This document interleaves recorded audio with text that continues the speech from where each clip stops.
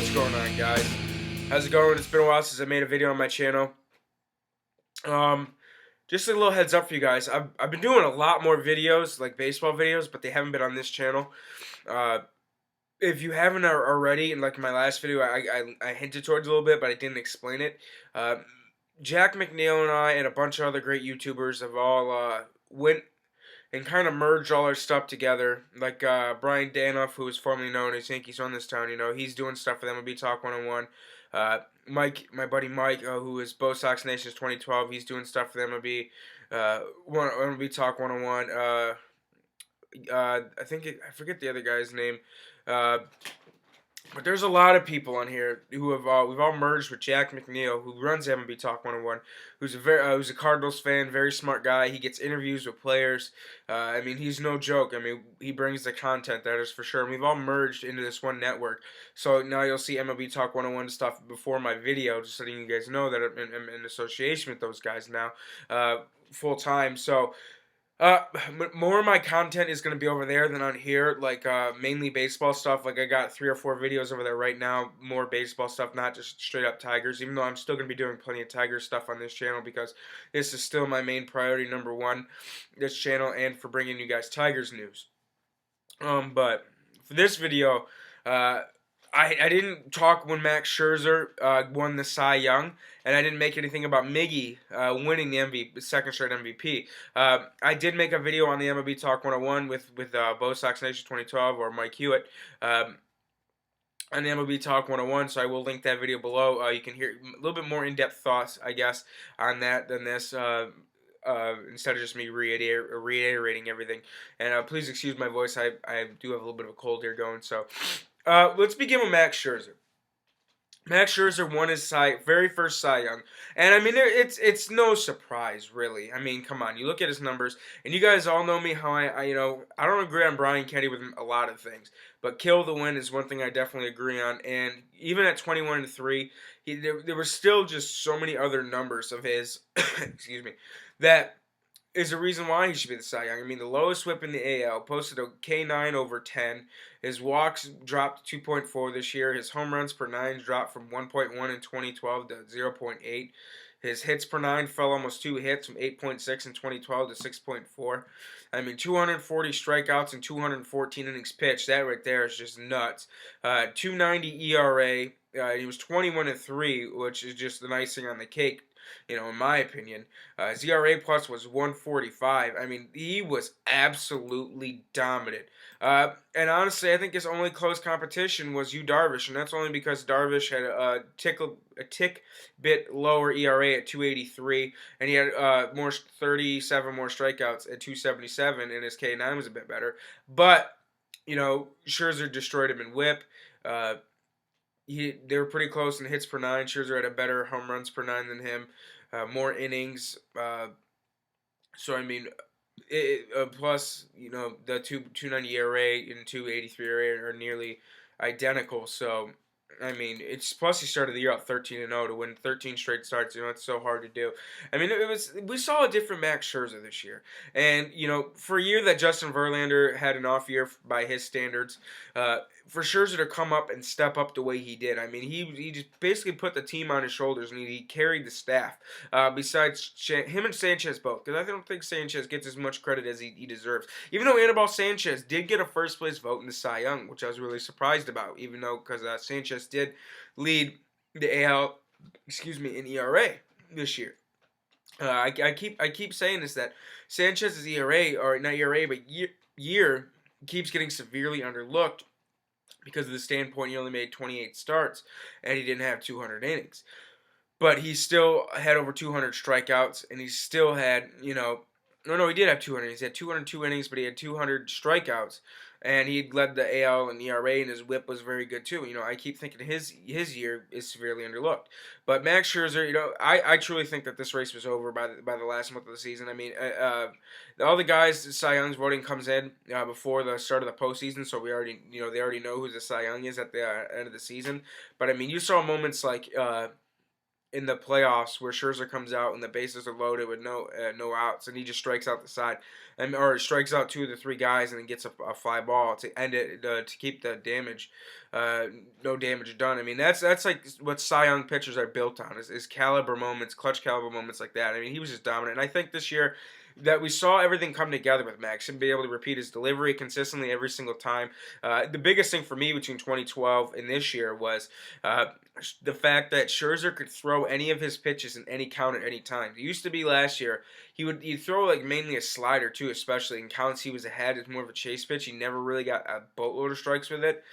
But this year it's like it didn't matter the count, it mattered the pitch. He was really he could get any of those pitches over for strikes, especially a slider and changeup, especially his changeup too. He could get that pitch over at strike for a strike at will. But the biggest thing was him adding that curveball, because left-handed hitters would sit on his fastball and changeup, and they would just crush it. I mean, Scherzer had a really hard time for a long time getting out lefties. This year they only hit 222 off him, and they slugged under 300 almost. All because of that curveball. You know, guys had another pitch they had to look for, and they couldn't just sit on the fastball and changeup. And that was a huge thing for Max. You know, a big reason why his statistics were the way they were. And then Brian Kenny trying to say Iwakuma was the Cy Young is just a joke, because he's going to say because Iwakuma pitched 5 more innings than Max and allowed 5 less runs, he's the rightful Cy Young. I mean, come on now. First off, you look at whip, they're not even close. You look at strikeouts per 9, they're not even close. Iwakuma was a bit better of a control pitcher. His walks per 9 was lower. But 5 runs, and because he had a worse defense. You know, that's just a joke. I mean, Scherzer destroyed him in strikeouts, destroyed him in ERA plus.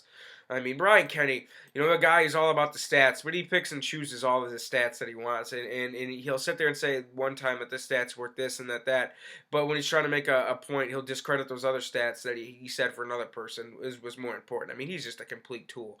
Which brings me to my next point. Brian Kenny was also trying to discredit Miguel Cabrera's candidacy this year by saying just because Mike Trout is a better base runner, takes the extra base more, that he should be the MVP. Now, let me say this. If Mike Trout would have won the MVP last year, I would have agreed with it. You know, I wouldn't have been mad. But if Mike Trout would have won it this year, I would have been legitimately mad, because Miguel Cabrera, in less games, beat everything he did last year. He had a better season, better batting average, better slugging percentage, better on-base percentage, better OPS, better OPS plus, better runs created. I mean, imagine if he would have had a healthy last month, because in the last month he hit 278, had a home run, and 7 RBIs. I mean, imagine if he was on his pace of 7, 8 home runs a month and 22 RBIs. He would have legitimately driven in 150 and hit out 50 home runs. I mean, it wouldn't even have been even close then. Cabrera actually gained a first place vote this year. And when all the sabermetricians will sit there last year when they were talking about Trout's weighted on base percentage, weighted runs created, OPS plus, they'll talk about the stolen base and everything else, and they'll say that's why Trout should have been the MVP last year. But when Cabrera leads in the stats this year, the OPS plus, weighted runs created, OPS, slugging, average on base, more home runs, more RBIs, they'll sit there, well, none of that matters now. It's all irrelevant. He can run the bases better, so automatically means more value because he can take the extra base more often, and he's a better base stealer. So wait.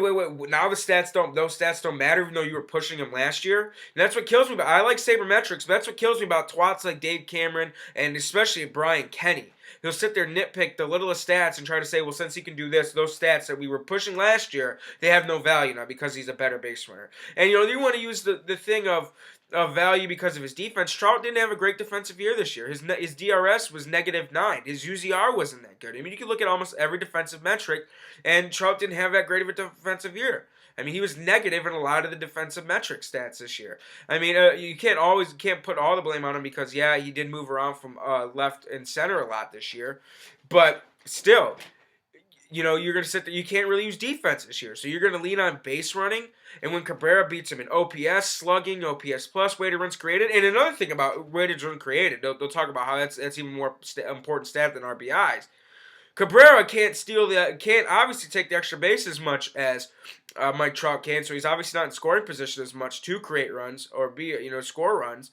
But yet he still beats Mike Trout in runs scored the last 2 years. and being a guy that can't move fast and he's not and can't take the extra bases much. So what should that tell you right there? And then you want to play the WAR game of value. Trout did have a 10 WAR, fine, but Cabrera posted a 7.5 WAR, and that's not being able to play defense. So that should go to tell you how great his offensive season was. To post a WAR of close to 8, and you can only do it on one side of the dish? Come on now. That should tell you right then and there how good his season was. I mean, it just blows my mind how they sit there and nitpick these stats and say when they're valuable, when they're not valuable, and then they'll find something else to discredit these stats that say we're valuable, and now they're not valuable all of a sudden. It just blows my mind how these sabermetricians think about baseball. I mean, if I thought like them, I couldn't watch baseball. I couldn't, because I mean that's just such a really bad way of thinking it. You know, one guy talked about Brian Kennedy. He was like, you know, he wants to think of baseball as a little box, and he wants it to fit everything in there perfectly. You know, baseball's not a game like that. It's got quirks. It's got its little quirks and everything else. I mean, it's just, you know, I was watching Ken Burns' baseball last night, and Buck O'Neil described baseball perfectly. One night you can come up and hit a walk-off grand slam and be the hero, and the next night you can go 0 for 5 with 5 strikeouts. I mean, that's just the beauty of baseball. And for these people to try to quantify every little thing and try to say this stat means this and this stat doesn't, and all of a sudden, because he can run the bases better, it doesn't matter that you beat him in all these other statistics, they're irrelevant now because he's a better base runner. I mean, it just blows my mind. So I think they got both awards right. Miggy should have been the MVP this year, and he got 28 of the 30 first-place votes, and somehow some idiot voted Trout 7th. Trout got a 7th place vote, which is ridiculous, and that's stupid. Trout should have never received any votes. He did receive some first place votes, rightfully so. I was expecting him to, but to see a vote anything less than 2nd is just absolutely ludicrous. That guy was on Hot Stove this morning, and he's a complete idiot. The guy that voted Trout 7th, he was trying to say that Trout's team was mediocre with or without him, but Davis meant more because he voted Davis first MVP. But Davis meant more to the Orioles than Cabrera did to the Tigers. So wait. You're trying to say that Trout, he wasn't as valuable because he played on a team that was mediocre.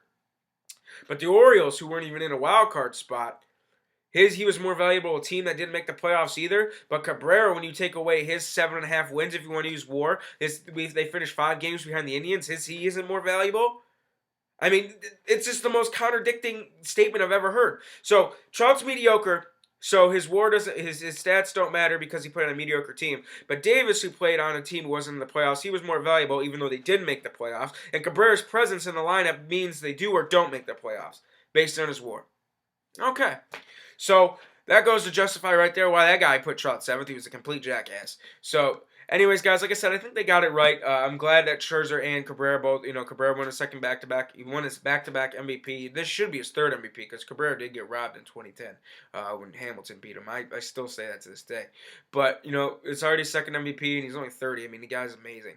And Scherzer, who knows if he gets traded. That's, I already made my video on that. But who knows? Congrats to him. So, guys, check out the MLB Talk 101. I'm on there a lot more than this channel just because, I want to keep this one solely Tigers. And the other ones over there, I can talk about general baseball a little bit more. Great channel, great group of guys. We're already over the 400 subscribers bump.